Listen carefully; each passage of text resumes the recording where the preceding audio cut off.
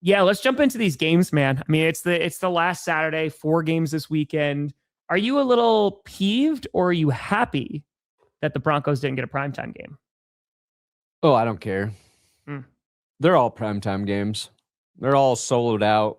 I mean, technically, In terms of like a competitive advantage, like making the Bills play as early as possible is a slight benefit. I like that the Broncos aren't even favored. I want them to I want them to feel disrespected. I don't care. I just want them to win. yeah. We'll save that game for the end, though. Oh, it's the first game though. Let's save it. It's the best game. Everybody loves this game. Everybody's like, 2103 Super Cat. woo, Boo. woo, yes, Daddy. Vibes are at all-time high. Crime is way down. Nice. That's that literally just like we have historic lows. Like everyone was fine. Like that no one had an issue with anybody. Like it just no crime. Yeah, they go to the NFC Championship game. Again, their one hope that I have is that if the Bears wind up beating the Rams, they just follow the same thing as the Lions and lose in the NFC Championship game. That's the one hope but it's too close. It's too damn close, damn. So, all right, we'll see what happens. We'll see what happens. All right, you want to skip to the Seahawks game because that's a Saturday night game? Sure. Okay. Go teams. Okay. Dude, every playoff game, because the Broncos are so in it, Tom, I'm just rooting for the teams to beat the piss out of each other. Fair. Like, I haven't been in that mindset for years. And I've mentioned, like, I can't root for the best team to win. Like, I want the easiest path. But then when teams, like, when you see a dude lay a hit on another dude in a game, you don't really care about the outcome. I'm like, I hope that fucking hurt. And I hope it slows them down next week, man. Yeah, I mean, like you were mentioning that, the Bills got beat up in that football game. I'm like, I love the Bills, but I'm like, I hope none of their guys are 100% for this game. Give me 60% effort from all their guys. And when you ask Perna why, because you're scared, he'll go, that's why. What are we talking about? Seahawks? Seahawks, 49ers, Seahawks. This is the game that I feel like could be the most lopsided of the weekend. Possibly. 49ers, last time they didn't score a touchdown, 13-3. Darnold didn't throw any picks, had a couple bad throws, but played fine. They had the run game going, which that is a bit of a concern because if they get Kenneth Walker going, I know Sam Darnold is a little banged up right now, but I highly doubt that he is going to miss tomorrow night's game. It just feels like I don't trust the 49ers offense, especially without George Kittle against the Seahawks defense. It's just tough to trust them. Yeah, I don't know, man. Like, my gut is telling me the Niners are going to upset Seattle. I think, and I agree, like, I think Seattle's just better on every level, except for quarterback. I think Brock Purdy is a better quarterback than Sam Darnold.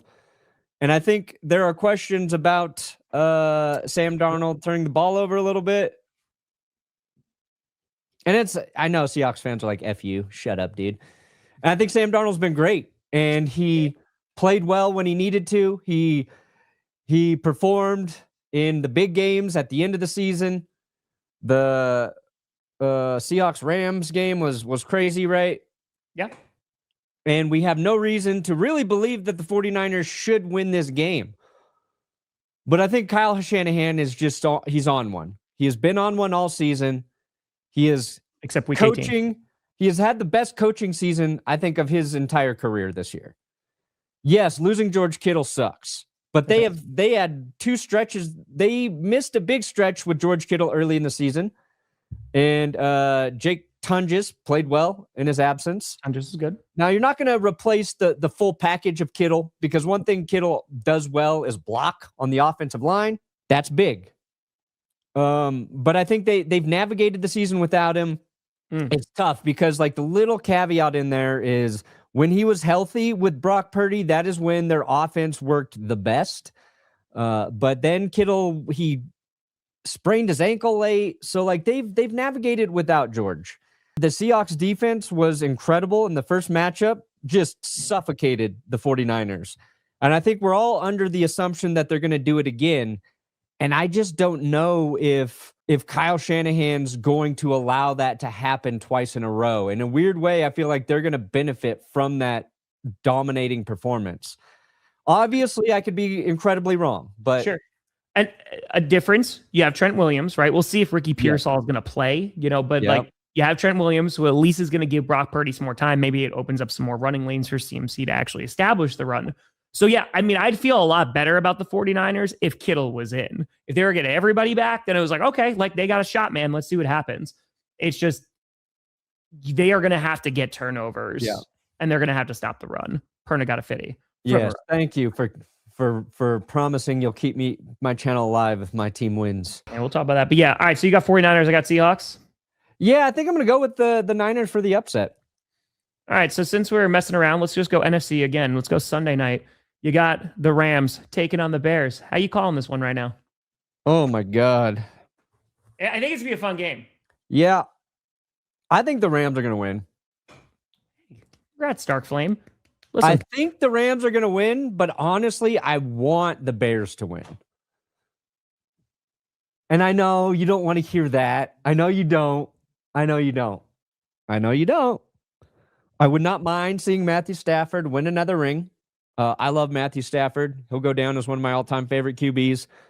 Love Sean McVay, especially when he graces us without his shirt. But the Bears just haven't been there. I think Caleb Williams is fascinating.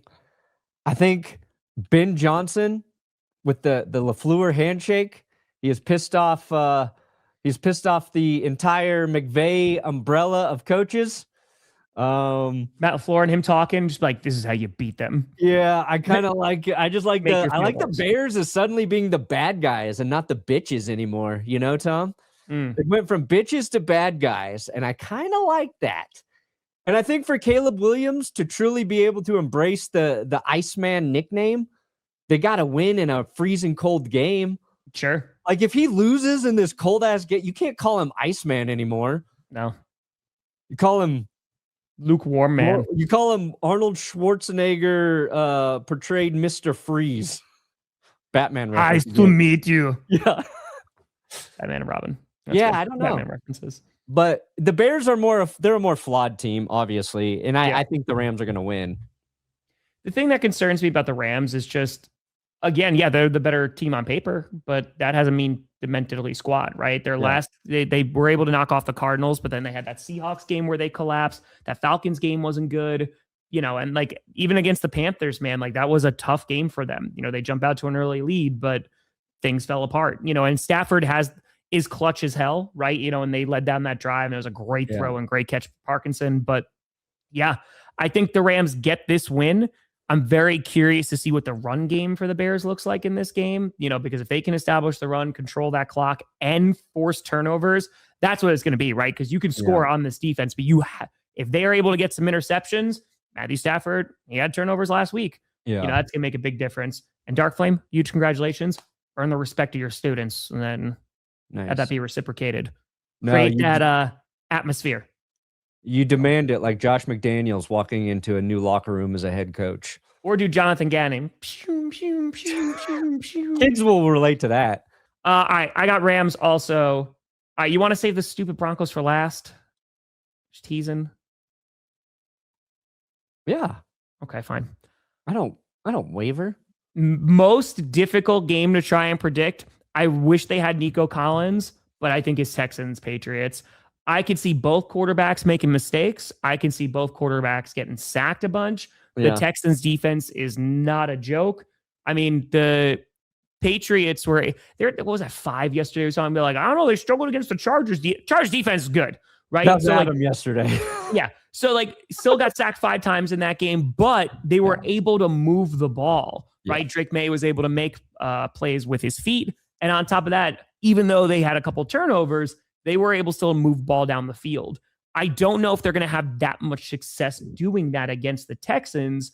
And I'm curious, like, if they're going to get some big help from their run game, right? Yeah. If they get Ramondre Stevenson going, if they get Henderson going, I think that's going to make a big difference in this game because, oh boy, they're going to be coming after May. Yeah. Watching the Chargers hold the Pats to 16 points when the Chargers got absolutely nothing from their offense was so validating for me as a Broncos fan. to confirm just how good the Chargers defense is. So that checked out. I appreciate that. It also showed that, the Patriots are a very good football team because they did beat the Chargers 16-3. Smart, super. But it also showed they are not as dominant as they were through the course of the season because they actually had to play like a good football team. Sure. But they still beat them, and it still makes them very dangerous. And a big part of the reason they've beat teams this year is because Drake May has been so good. But the thing I talked about in power rankings with the Patriots is their defense has kind of flown under the radar because the Texans defense has gotten a lot of credit. The Seahawks defense has gotten a lot of credit. The Broncos defense has gotten a lot of credit. But the Patriots defense has been right there with them all season long. Yeah, they're top 10, dude. Ranked 9th in passing defense, 6th in run defense, and 4th in points allowed. Exactly. So very good defense. The thing with the Texans defense too, and this happens every year in the playoffs because a lot of people are paying attention to teams that they didn't maybe really watch. I watched the Texans because the Broncos had to play them. I watched a few Texans games, and I was like, man, I think their defense is better than the Broncos defense in terms of the way they play, like physically. They're a little more physically imposing. And for a while, I was like, I think the Texans have the best defense in the NFL. And then the Seahawks came on strong. I think a lot of people were surprised by how good the Texans defense was against the Steelers, which is surprising to me if you'd been watching that team. Yeah, no, they're good. They're a Super Bowl caliber defense. I think my bigger take from that game was that the Steelers offense is just dog shit. Yeah, correct. I don't think the Texans defense is going to look that good against the Patriots. So, because you mentioned the Patriots defense, their offense, right? Like they're also killing it, man. Like they're top 10. They're 4th in passing, 6th in rushing, and 2nd in scoring. Like, so you are going to see a good offense, right? And while you can make some criticisms about the quality of the opponents that they've played, you're now going up against an elite defense, right? So something is going to have to give. If the Texans hold the Patriots offense to like 10 or fewer points, then God help us all. Okay. That's why they're my Super Bowl God pick, man. help us all. Because the Patriots, they can beat you with their run game. Yep. And Drake May's been incredible. He's been in the MVP conversation. It's going to be a tougher challenge for the Texans defense. It doesn't mean they're not good. Like, I'm not trying to take anything away from the Texans defense. I just think they got shot into the stratosphere this week in glazing because the Steelers offense was so horrible. Yeah, but it's also like I don't understand why we're like all of a sudden now going like, oh man, they're so good. Like, no, they've been that way all season. It's been the offense, man. And the offense is not as bad as people say, but good God, were they bad on Monday? And I think like for me going up against this Patriots offense, like it's going to be a tough one to stop. I'm just like, if Drake May makes those, like, I feel like he's going to get sacked a ton. Like, because that offensive line, like, has not been the best. I mean, it's gotten better, but it's not like the best. Yeah. LaFleur's like, oh, I got you, McVay. Here's all the play calls we did in the second half. Yeah. Like, we can't use any. Don't run a single one of these. This is terrible. All right. So who are you picking between the Texans and the Patriots? Nico being out is tough for me, but I keep went picking Texans. the road teams. That's a terrible idea for the playoffs. I'm gonna go the Patriots. Yeah, I think the teams are very even keeled. And CJ Stroud's a little bit of a wild card, and I just trust Drake May more at this point. And I think Drake May is the difference and the reason the Patriots will win. And honestly, I don't know, like if the Broncos beat the Bills, like I don't know which team I'd even rather play between the Texans and the Patriots. They both are intimidating. You don't want to play either team. And the Texans, like the craziest thing to me about the Texans, if they don't start that season 0-3, if they win like one or two of those games and they're in the 1 seed here, like I don't know, man. Because they've won 10 in a row. They're a scary football team. It's their defense, man. I think the Texans win this game by going back and leaning on Woody Marks again. If he has another 100-yard game, If they rush like that every week, I don't think anybody can beat the Texans. And they have not had consistency in the run game all season long. Woody Marks, I think the stat was like every one of his rushes was like a positive gain. And they started to figure out that he was pretty good midway through the season. And the Patriots are a tough team to run against, but I think that's how they establish and win. You want CJ Stroud to be comfortable and limit what you put on his arm, quite literally in this game. And I think it's if Woody has 100 plus, they win. But I don't know if you're going to get that against New England. Yeah, I mean, it's just the Patriots are a more well-balanced football team, right? Yeah. It's just, yeah, man. And the thing that I think also stands out for me about that Texans-Steelers game, because it was, I mean, dude, they were constantly turning the ball over, right? Yeah. And they still didn't allow a touchdown. And I know the Pittsburgh offense is a far cry from what the New England Patriots offense is. But considering they got even better in the fourth quarter and really took over that game and forced 2 touchdowns, like, you know what I mean? Like I just don't know how much I trust that protection for Drake May. And again, like the pass rush for the Patriots was really good against the Chargers. I know you're going up against a terrible O-line, but having Williams back on that D-line makes a huge difference. And Gonzalez playing, that is a big difference maker, and not having Nico. So, like, I would not be surprised at all if the Patriots win. If there's a team that is going to drag you down into the mud, like the Texans are that team, and like they can swim, man. No, it's going to be fun.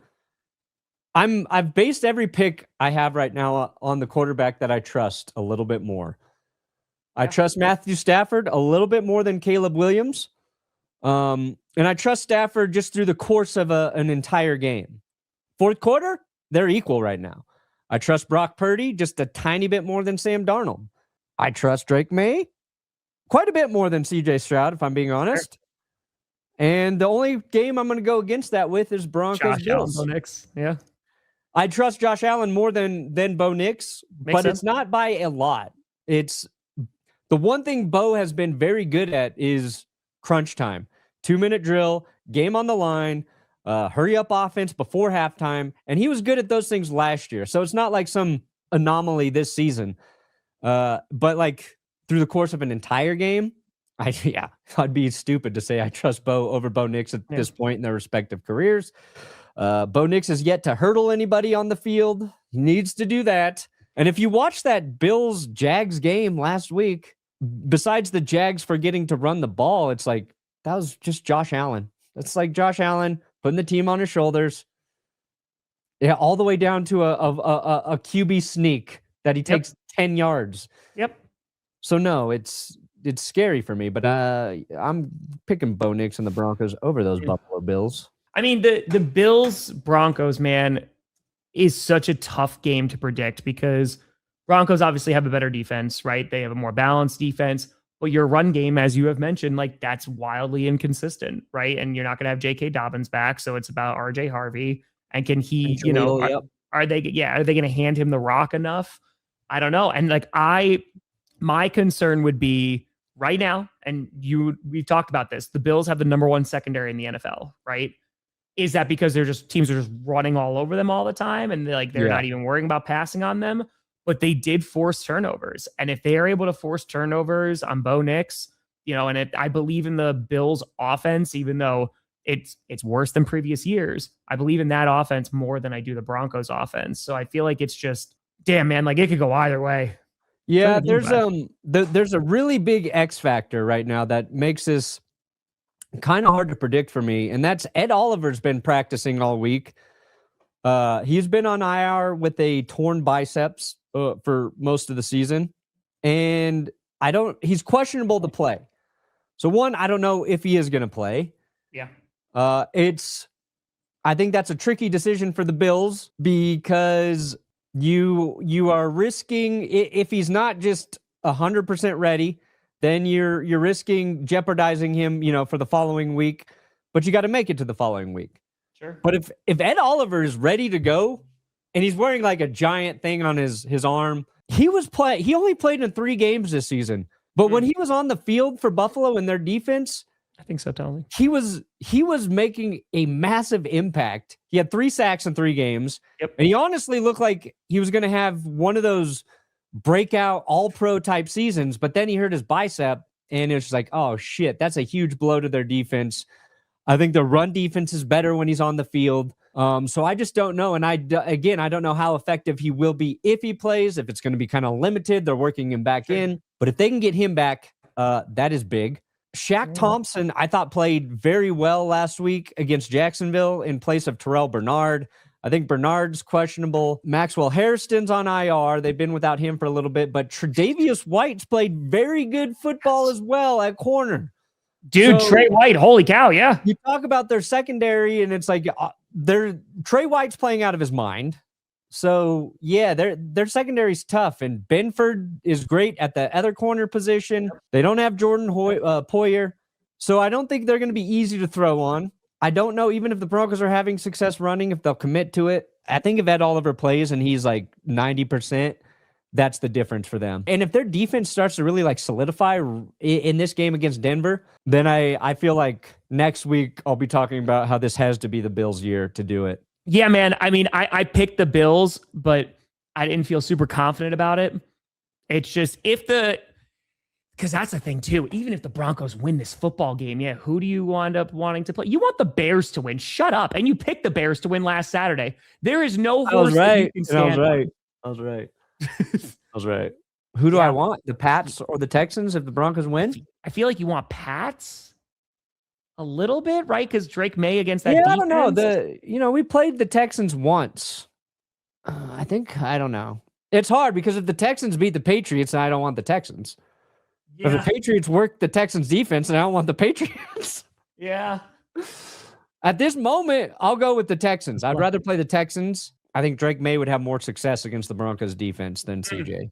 And we saw what CJ looks like under duress and pressure. And the one thing Denver's been pretty consistent about, there's a couple streaks there where their defense kind of didn't dominate, but they get pressure, they get sacks, and I think that's how you beat CJ. Yeah, fuck. Yeah, if the Bills win, man. I'm not wishing for anything, by the way. They say be careful what you wish for. To be clear, I'm not wishing for anything.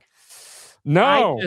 Oh man, if the Bills win, it's gonna be really hard not to root for them to make it to the Super Bowl, man. Oh God, yeah. If they lose in the AFC Championship, dude, if they lose to the Patriots, I thought my game against the Bears was bad. If they lose to the Pats in the AFC Championship game, yeah, that might. It will be worse for the Bills to lose to the Patriots than the Broncos. So you might as well just get it out of the way, Buffalo. Just get out of the way.